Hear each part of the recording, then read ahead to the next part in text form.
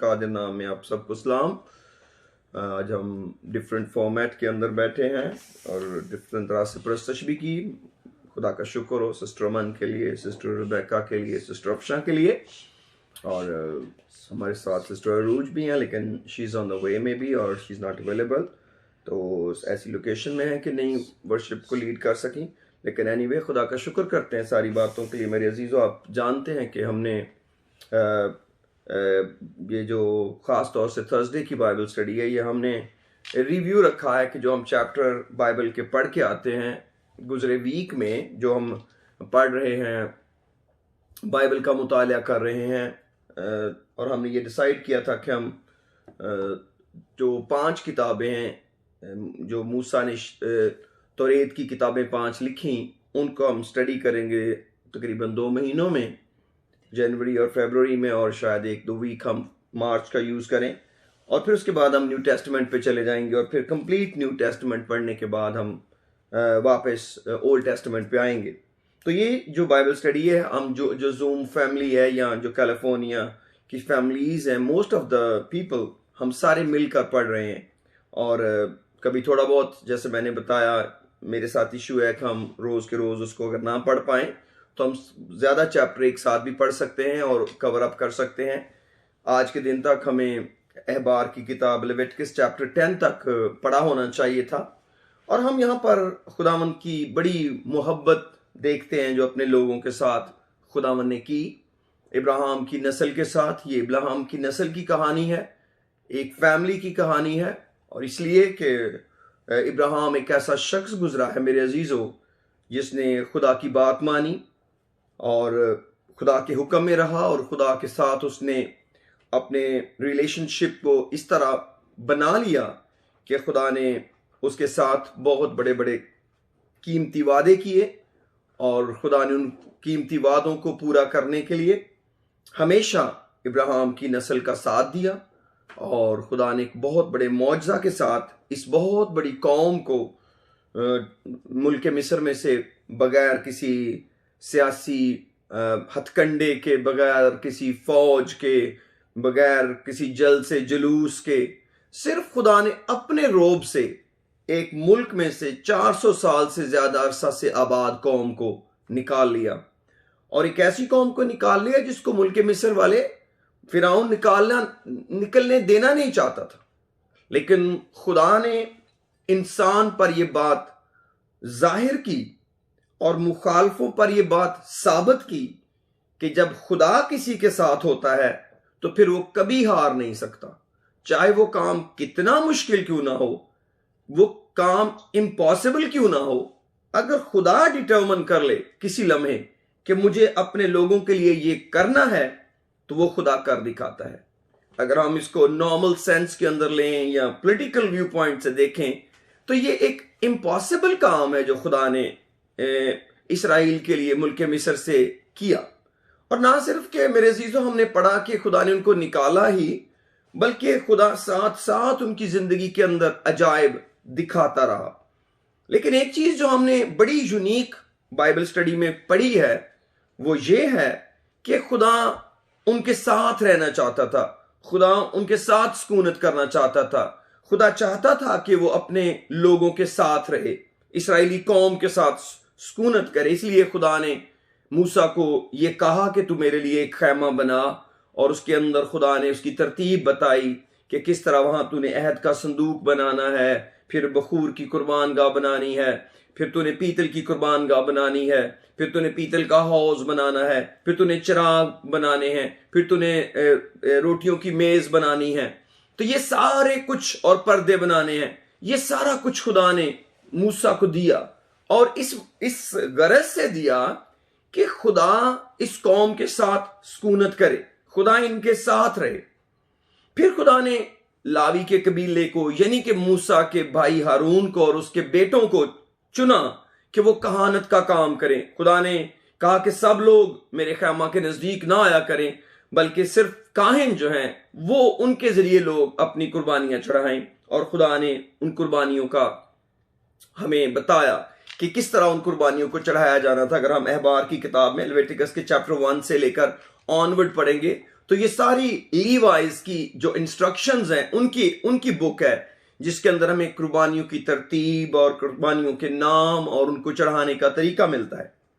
लेकिन एक चीज हमको बहुत ज्यादा सीखने को मिलती है खुदा के पूरे इस काम में, वो ये है कि खुदा अपने प्लान को या पर्पस को या अपने असूलों को नहीं कभी बदलता। मसलन 10वां जो अहबार की किताब का 10वां बाब, अगर हम उसकी पहली आयत पढ़ें तो हमें अंदाजा होता है यहां पर कि क्या वाकया हुआ। 10वें बाब की पहली आयत में आएंगे हम, लेविटिकस चैप्टर 10 वर्स 1, अहबार की किताब का 10वां बाब और उसकी पहली आयत। लिखा है, और नदब और अबीहू ने जो हारून के बेटे थे अपने अपने बखूरदान को लेकर उनमें आग भरी। ये दो काहिन हैं, हारून के बेटे नदब और अबीहू, इन्होंने बखूरदान में आग भरी और उस पर और ओपरी आग जिसका हुक्म खुदावंद ने उनको नहीं दिया था, खुदावंद के हजूर गुजरानी। और खुदावंद के हजूर से आग निकली और उन दोनों को खा गई और वो खुदावंद के हजूर मर गए। तब मूसा ने हारून से कहा, यह वही बात है जो खुदावंद ने कही थी कि जो मेरे नजदीक आए जरूर है कि वो मुझे मुकद्दस जाने और सब लोगों के आगे मेरी तमजीद करें। और हारून चुप रहा।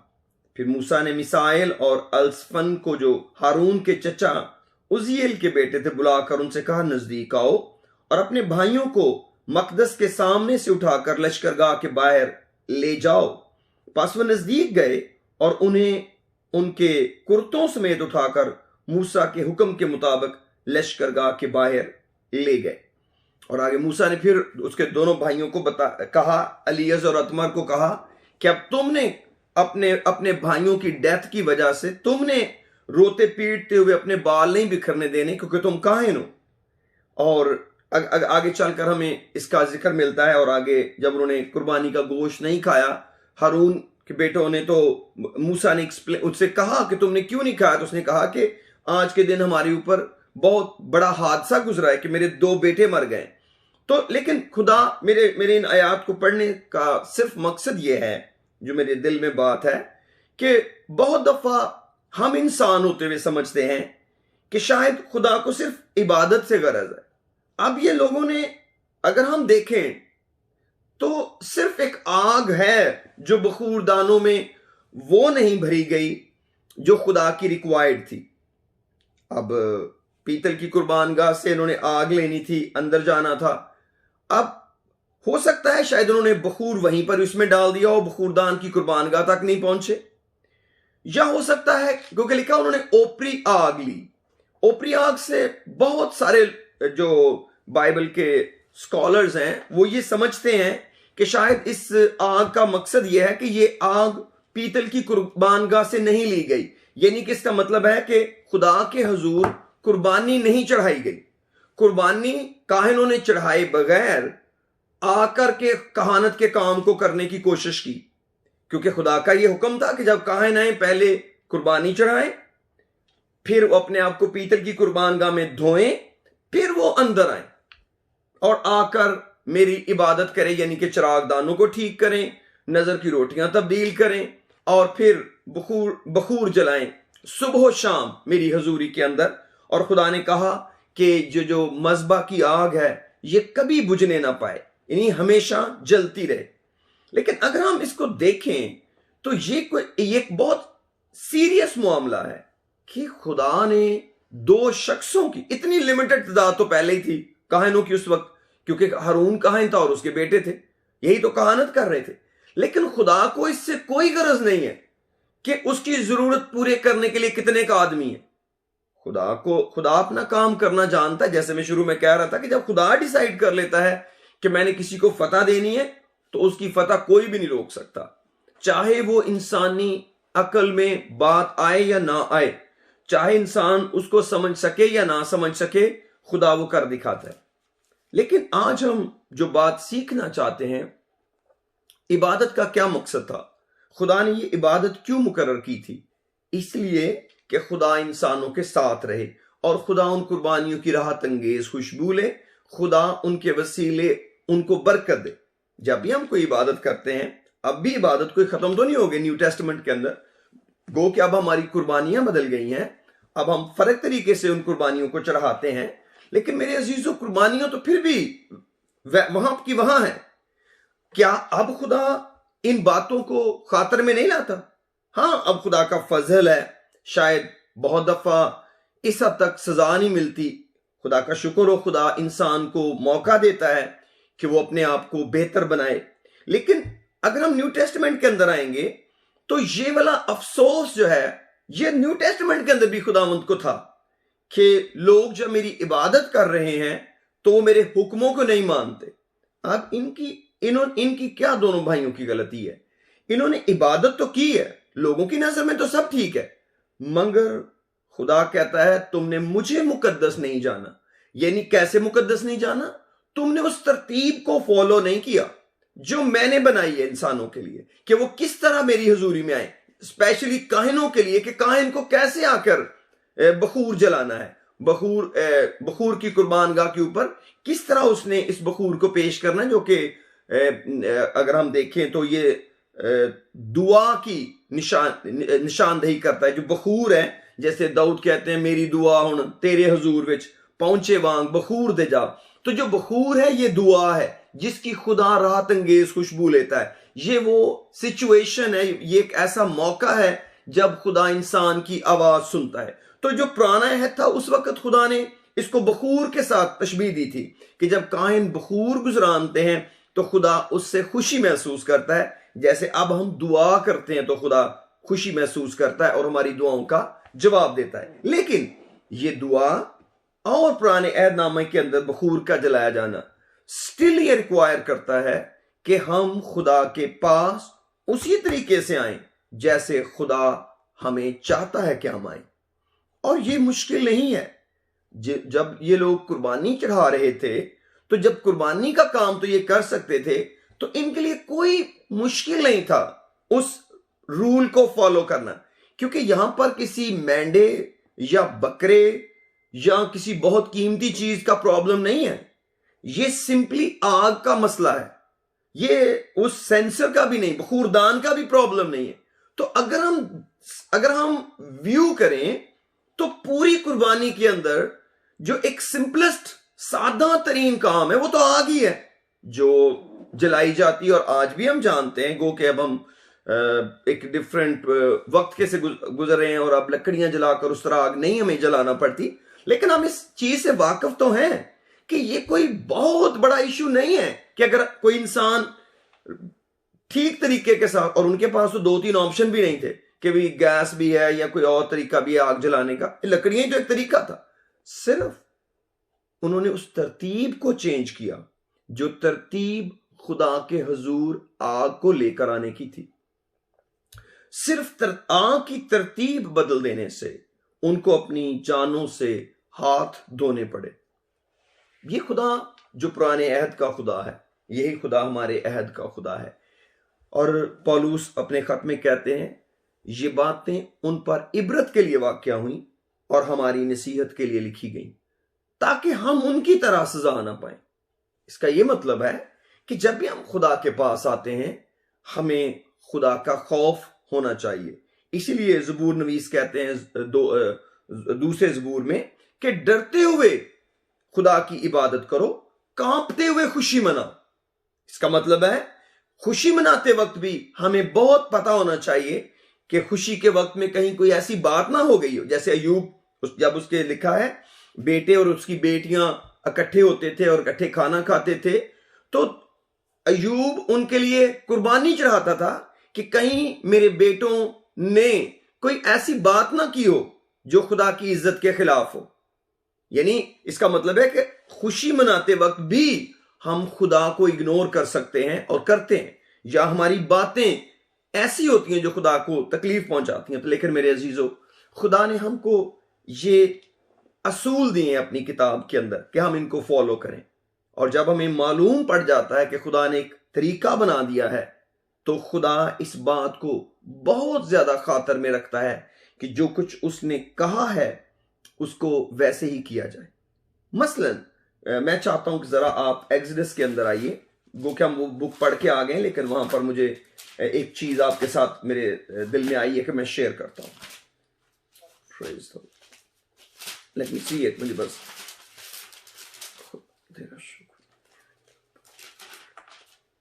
जी मेरे साथ खरूज की किताब और उसका 4था बाब निकालें।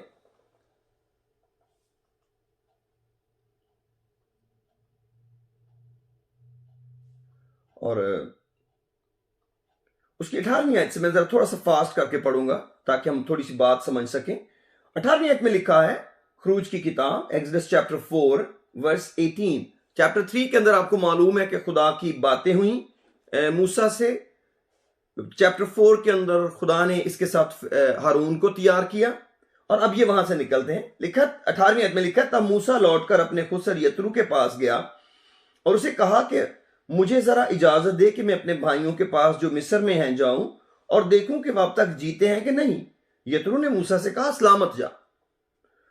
और खुदावन ने मदियान में मूसा से कहा, मिस्र को लौट जा, क्योंकि वो सब जो तेरी जान के ख्वाह थे मर गए। तब मूसा अपनी बीवी और अपने बेटों को लेकर और उनको एक गधे पर चढ़ाकर मिस्र को लौटा। अब ये कौम को निकालने जा रहा है।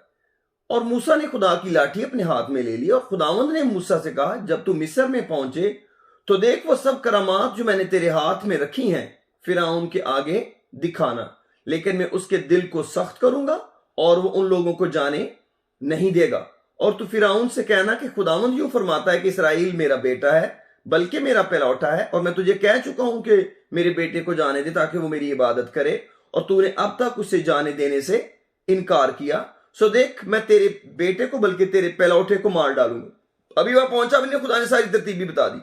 और रास्ता में, अब ये बात बड़ी ही गौरतलब है खुदा के कलाम की 24वें। और रास्ता में मंजिल पर खुदावन उसे मिला और चाहा कि उसे मार डाले।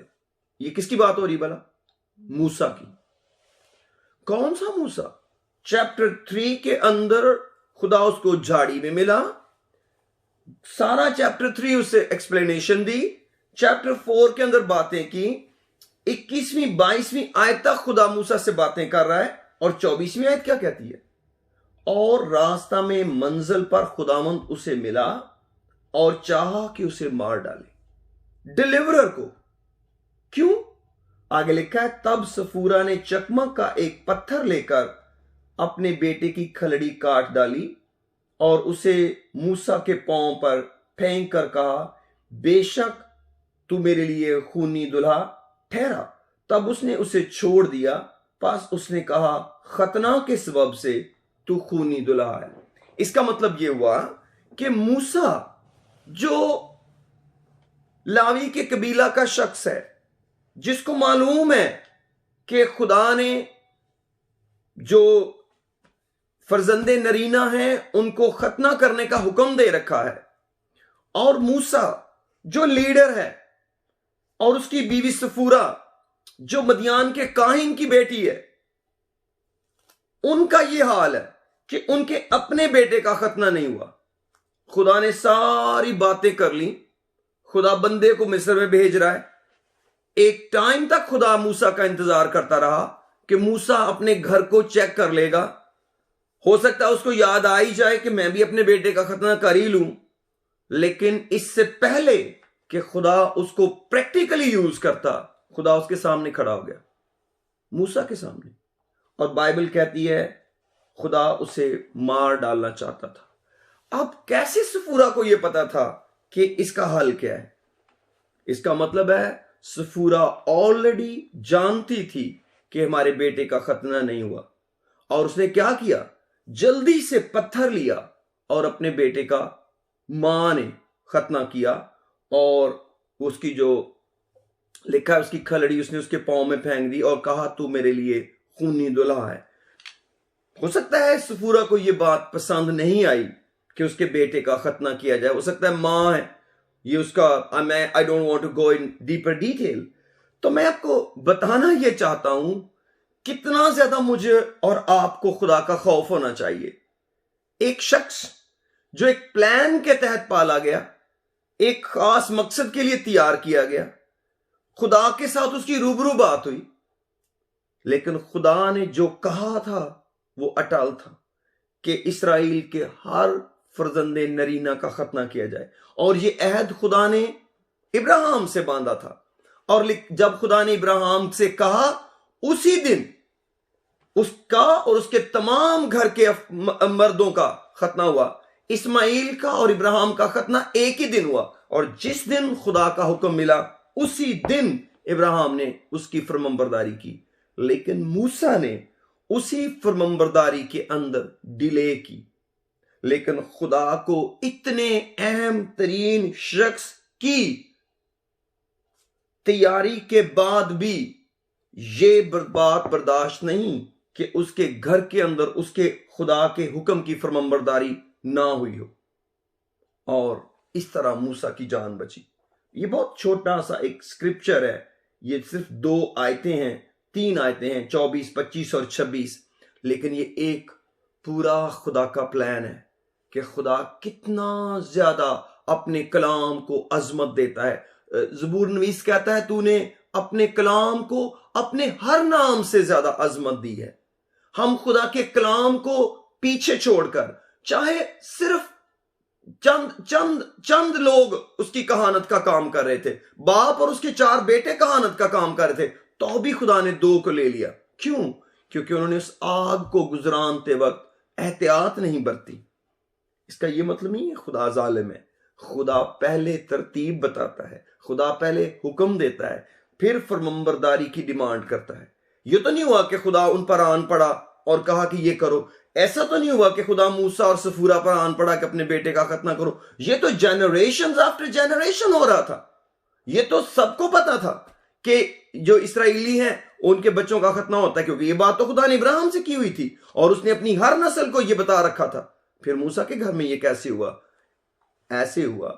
बज़ाहिर यह लगता है कि सफूरा रेजिस्ट करती रही अपने शौहर को इस काम के करने में, और इसी वजह से सफूरा को इल्म था कि अब चॉइस है कि या तो मैं बेटा बचा लूं और शौहर के बगैर रहूं, या दोनों को बचा लूं और खुदा की फरमाबरदारी करूं। और थैंक गॉड, खुदा का बंदा बच गया और उसको यकीनन खुदा ने बचा लिया। और एक ऐसे वक्त पर जब नतीजा आने वाला था, तो तब सफूरा ने खुदा के कलाम की फरमाबरदारी की। तो मेरे अजीजों, मैं जो बात हम इस कलाम में से सीखते हैं, इसका यह मतलब नहीं है कि पुराने अहद का खुदा बड़ा जालिम था सिर्फ इसलिए कि खुदा उस वक्त सजा दे देता था, क्योंकि खुदा बहुत करीब से हर चीज को मॉनिटर कर रहा था। खुदा एक कौम के साथ चल रहा था। लेकिन मैंने बताया है कि न्यू टेस्टामेंट के अंदर भी खुदा ऐसा ही करता है, क्योंकि यह बड़ी बरकत की बात है जब हम खुदा की नजदीकी चाहते हैं। मैं भी खुदा की नजदीकी चाहता हूं, हम सबको खुदा की नजदीकी चाहिए। ज़बूर नवीस कहता है कि मेरे लिए यह भला है कि मैं खुदा की नजदीकी हासिल करूं। जब हम कुर्बानियां गुजरानते हैं तो हम बेसिकली खुदा की नजदीकी चाहते हैं, हम खुदा के करीब जाना चाहते हैं ताकि उसे खुश करें। लेकिन मेरे अजीजों, ये बात हमें अपने दिल में और जहन में रखनी है कि खुदा का कलाम कहीं मट्टी में ना मिले, क्योंकि अगर खुदा के कलाम की इज्जत हमारी जिंदगी में नहीं हो रही तो इसका मतलब है ये बहुत मुश्किल हो जाएगा हमारे लिए। तो जब हम दुआ करते हैं तो बेसिकली हमारी दुआ के अंदर ये बात शामिल होनी चाहिए, खुदा मुझे तौफीक दे कि मैं तेरे हुक्मों पर अमल कर सकूं, मैं तेरे कलाम पर अमल कर सकूं। न्यू टेस्टामेंट के अंदर खुदा ने तो और बाइंड कर दिया हुक्मों पर अमल करने को। सिर्फ 2 आयतें पढ़ते हैं, मेरे साथ आइए जरा मत्ती की इंजील के 7वें बाब में, फिर उसके बाद हम दुआ करेंगे। क्योंकि जब हम खुदा के कलाम को पढ़ते हुए आ रहे हैं, हमें खुदा के मिजाज को जानने की जरूरत है। और अब मैं न्यू टेस्टामेंट के अंदर आ गया हूं। आपने ये आयतें बहुत ही दफा पढ़ी होंगी, मेरा ईमान है खुदा ने आपको ये तौफीक दी और कई दफा सुनी भी होंगी। लिखा है 24वीं आयत में 7वें बाब की, मैथ्यू चैप्टर 7 वर्स 23 में लिखा है, 24 में, हो प्रेज द लॉर्ड, हालेलुया। लिखा है, पास जो कोई मेरी ये बातें सुनता और उन पर अमल करता है, वो उस अक्लमंद आदमी की मानद ठहरेगा जिसने चट्टान पर अपना घर बनाया और मींह बरसा। इसका मतलब है बेसिकली हम घर बना रहे हैं। जब हम खुदा के कलाम पर अमल कर रहे हैं, हम घर बना रहे हैं। और मींह बरसा और पानी चढ़ा और आंधियां चली। मींह बरसा, पानी चढ़ा और आंधियां चली और उस पर टकरें लगी। यहां ये नहीं लिखा हुआ कि जो कलाम पर अमल करता है उस वक्त मींह नहीं बरसा, आंधियां नहीं चली और टकरें नहीं लगी। एग्जैक्टली वही हुआ, लेकिन डिफरेंस क्या था कि एक घर चट्टान पर बना हुआ था। लिखा है और मींह बरसा और पानी चढ़ा और आंधियां चली और उस घर पर टकरें लगी, लेकिन वो ना गिरा क्योंकि उसकी बुनियाद चट्टान पर डाली गई थी। तो कैसे चट्टान पर डाली गई? चट्टान तो यीशु मसीह है, वो हमारी चट्टान है, बाइबल उसको चट्टान कहती है। लेकिन कब यीशु मसीह हमारी चट्टान है? जब हम उसका कलाम सुनते और उस पर अमल करते हैं। खुद ब खुद ये चट्टान खिसक जाती है नीचे से जब हम खुदा का कलाम सुन के उस पर अमल नहीं करते। तो क्या इसका मतलब है कि हम दुआ नहीं करते? हो सकता है दुआ भी ना करते हो सकता है दुआ करते भी हो थोड़ी बहुत, लेकिन उसके अंदर खुदा के हुक्मों की एहतियात शामिल ना हो। लिखा है और जो कोई मेरी बातें ये सुनता और उस पर अमल नहीं करता वो उस बेवकूफ आदमी की मानद ठहरेगा जिसने अपना घर रेत पर बनाया और मींह बरसा और पानी चढ़ा और आंधियां चली और उस घर को सदमा पहुंचा। इसका मतलब है वो डैमेज हुआ और वो गिर गया और बिल्कुल बर्बाद हो गया।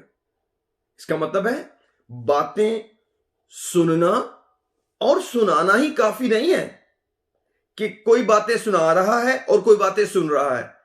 चैप्टर क्लोज नहीं हो गया। ना इब्राहिम के लिए क्लोज हुआ, ना मूसा के लिए क्लोज हुआ, ना नदब और अबीहू के लिए क्लोज हुआ, ना मेरे और आपके लिए क्लोज हुआ, क्योंकि ये तो न्यू टेस्टामेंट है, मत्ती की इंजील है। अगर हम चाहते हैं मेरे अजीजों हमारा घर चट्टान पर बने तो हमेशा इस ख्याल से कलाम को सुने कि मुझे इस कलाम पर अमल करना है। ये बड़ा जरूरी है।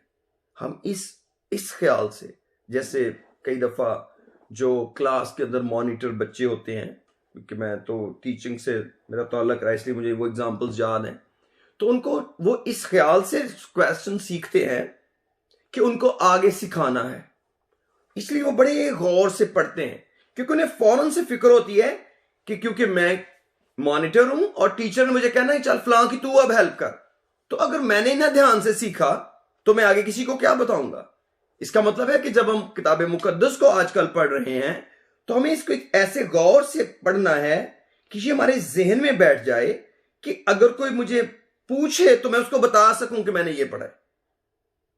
ये मैं जो बात कह रहा हूं इसका मतलब ये नहीं कि मैं इस पे मैं पूरा उतर रहा हूं या उतर आया हूं।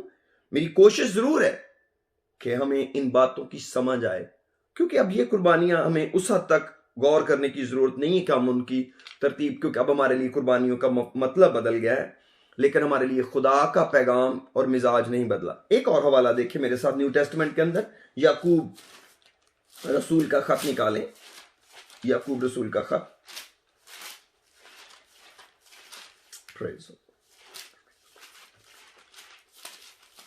जी, और उसका पहला बाब उसकी 19वें आयत में पढ़ूंगा। लिखा है मेरे प्यारे भाइयों, जेम्स चैप्टर 1 वर्स 19 में लिखा है मेरे प्यारे भाइयों ये बात तुम जानते हो, बस हर आदमी सुनने में तेज और बोलने में धीरा और कहर में धीमा हो, क्योंकि इंसान का कहर खुदा की रास्तबाजी का काम नहीं करता। इसलिए सारी निजासत और बदी के फुजला को दूर करके उस कलाम को हलीमी से कबूल कर लो जो दिल में बोया गया और तुम्हारी रूहों को निजात दे सकता है। अब कलाम यहां पर रसूल कहता है इसने निजात देनी है, लेकिन जब कबूल करना है तो सारी निजासत और सारी बदी दूर करनी पड़ेगी। फिर आपको हलीमी से इसको कबूल करना पड़ेगा जो दिलों में बोया गया। और कलाम कहां जाना चाहिए? दिल के अंदर। दिल के अंदर से मतलब मेरे मिजाज के अंदर जाना चाहिए। जो चीज दिल में है वही मुंह में आती है और वही हमारा प्रैक्टिकल है। दिल का मतलब है हमारा मिजाज, और दिल ऑर्गन की बात नहीं हो रही। जब भी हम दिल की बात करते हैं इसका मतलब है हमारा मिजाज, हमारी नेचर, जो कुछ हम करने के लिए तैयार हो जाते हैं। और 22वें आयत कहती है लेकिन कलाम पर अमल करने वाले बनो, ना महज सुनने वाले जो अपने आप को धोखा देते हैं। क्योंकि जो कोई कलाम का सुनने वाला हो और उस पर अमल करने वाला ना हो वो उस शख्स की मानद है जो अपनी कुदरती सूरत आईना में देखता है, इसलिए कि वो अपने आप को देखकर चला जाता और फौरन भूल जाता है कि मैं कैसा था। अब यहां पर एक एक मिसाल दी है रसूल ने। 25वें पढ़ लेता हूं। लेकिन जो शख्स आजादी की काम अचीवियत पर गौर से नजर करता रहता है, वो अपने काम में इसलिए बरकत पाएगा कि सुनकर भूलता नहीं बल्कि अमल करता है।